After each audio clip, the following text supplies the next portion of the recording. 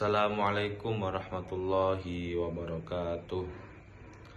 Innal hamdalillah nahmaduhu wa nasta'inuhu wa nastaghfiruh wa na'udzu billahi min shururi anfusina wa min sayyiati a'malina may yahdihillahu fala mudhillalah wa may yudhlilhu fala hadiyalah. Allahumma sholli ala Muhammad wa ala ali Muhammad kama sholaita ala Ibrahim wa ala ali Ibrahim innaka Hamidum Majid. Asyhadu an la ilaha illallah wa asyhadu anna Muhammadan abduhu wa rasuluh, amma ba'd.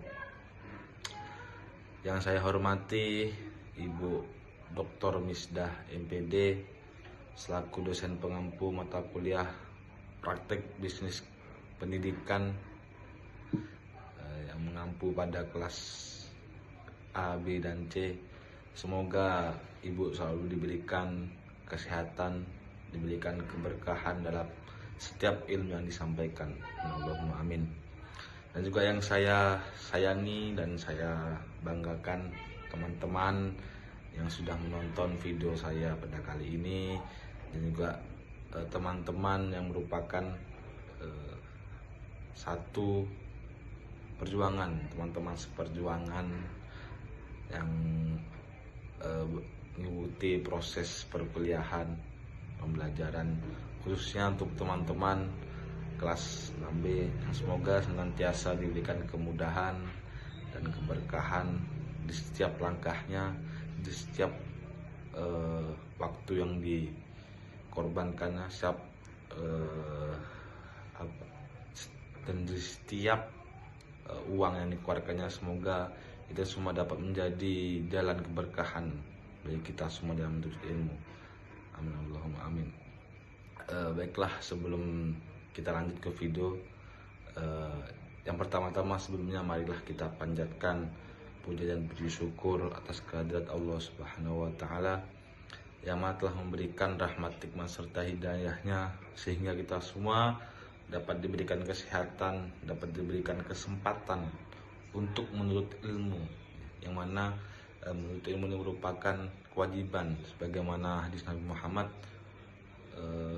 thalabul ilmi fardhun 'ala kulli muslimin wal muslimatin. Menuntut ilmu hukumnya wajib bagi seorang muslim dan muslimat. Dari saya juga beliau bersabda, utlubul ilma minal mahdi ilal lahdi, yaitu tuntutlah ilmu dari kita di dalam kandungan sampai kita tidak lihat. Artinya menuntut ilmu itu dari kita lahir sampai kita meninggal. Baiklah. Yang kedua kalinya tak lupa kita haturkan sholawat serta salam kepada baginda agung Nabi Muhammad SAW, yang mana telah memberikan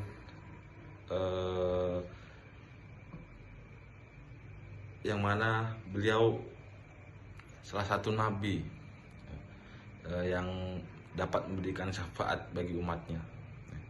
Beda dengan nabi-nabi lain, ini dapat memberikan syafaat kepada umatnya, tapi Nabi Muhammad diberikan kelebihan dan memberikan pertolongan kepada umat-umat pengikutnya.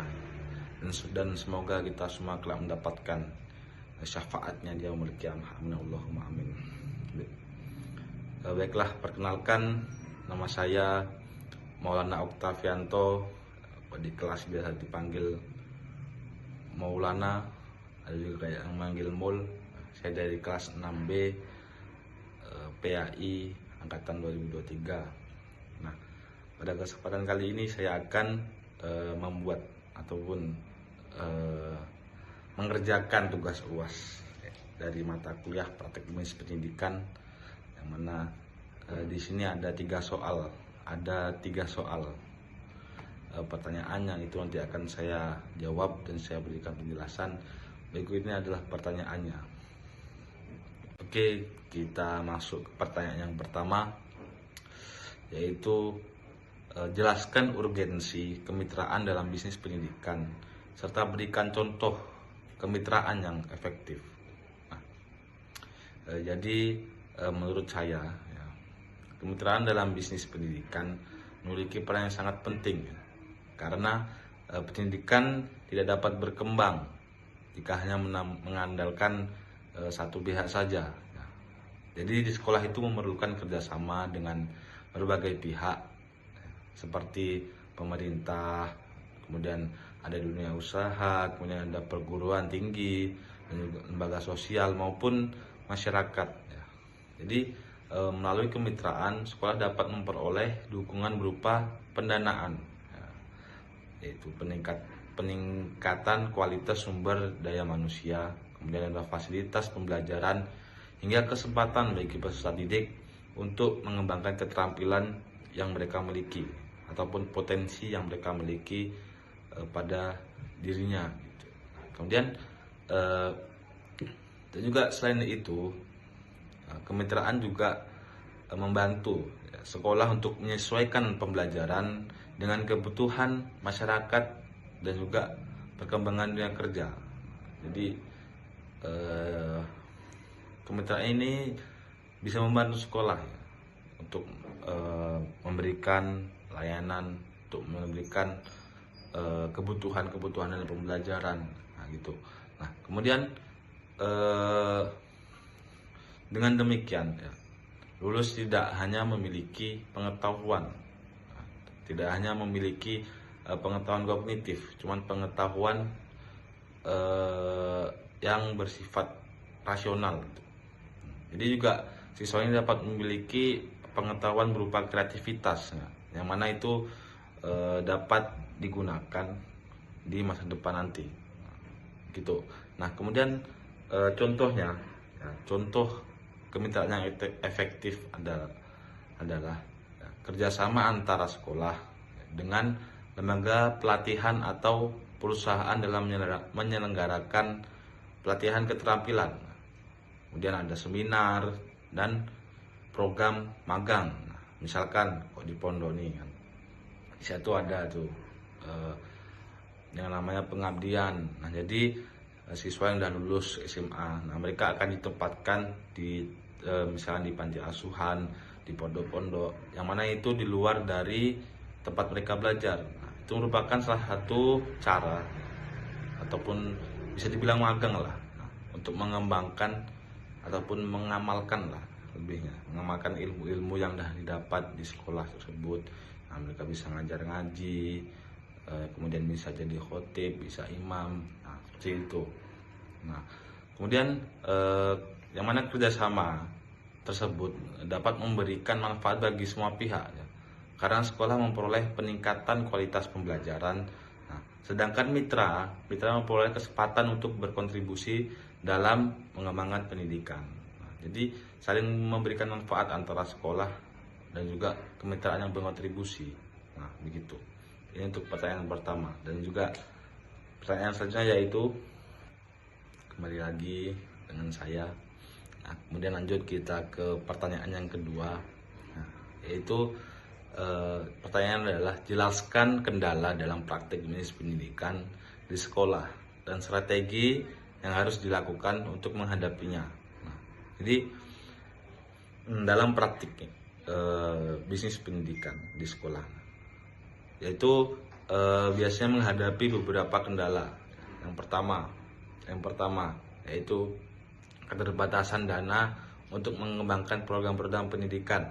Jadi ternyata dana yang terbatas itu dapat menghambat terjalannya terlaksanaan program-program yang ada di sekolah. Contohnya ya, misalkan di sekolah nih ingin membuka koperasi, di dalamnya itu menjual alat tulis, menjual seragam, atau istilahnya koperasi sekolah kan gitu kan. Tapi kekurangan dana. Nah, padahal program tersebut bagus ya. Dampaknya yang pertama, siswa dapat mudah untuk membeli alat-alat tulis yang ada. Nah, kemudian siswa juga dapat dengan membeli itu dapat terbantunya proses pembelajaran dia. Nah seperti itu. Kemudian yang kedua yaitu kurangnya sumber daya manusia yang memiliki kemampuan dalam bidang manajemen dan kewirausahaan. Itu yang kedua. Jadi SDM-nya kurang gitu. Orang-orang yang memiliki kemampuan dalam bidang kewirausahaan itu kurang. Nah, ini dapat menghambat juga praktik bisnis pendidikan di sekolah seperti itu. Nah, kemudian yang ketiga yaitu masih adanya anggapan bahwa bisnis pendidikan hanya berorientasi pada keuntungan sehingga menimbulkan keragaman dari sebagai masyarakat. Jadi ternyata masih ada ya masyarakat tuh, ada sebagian lah yang menganggap bahwa bisnis pendidikan di sekolah ini cuma mencari untungnya gitu. Artinya yang untung cuma pihak sekolah, tetapi pihak-pihak seperti siswa ataupun orang tua siswa yang nanti akan terlibat juga itu dirugikan gitu. Padahal sebenarnya tidak, sebenarnya sama-sama menguntungkan karena kedua ini kan saling saling berdampingan itu, saling memberikan manfaat. Nah, seperti itu.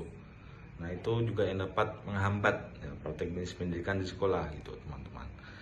Nah, kemudian yang keempat itu perkembangan teknologi yang sangat cepat. Nah, sehingga sekolah harus terus beradaptasi agar tidak tertinggal.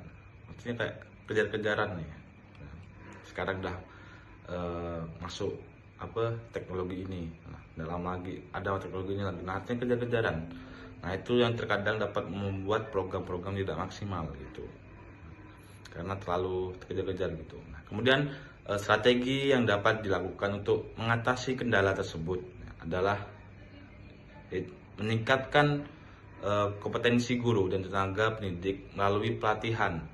Kemudian memperluas kerjasama dengan berbagai mitra, memanfaatkan teknologi digital dalam mengelola dan promosi program pendidikan, serta menerapkan manajemen yang transparan dan akuntabel. Selain itu, sekolah harus tetap menjadikan kualitas layanan pendidikan sebagai prioritas utama, sehingga kepercayaan masyarakat dapat terus meningkat.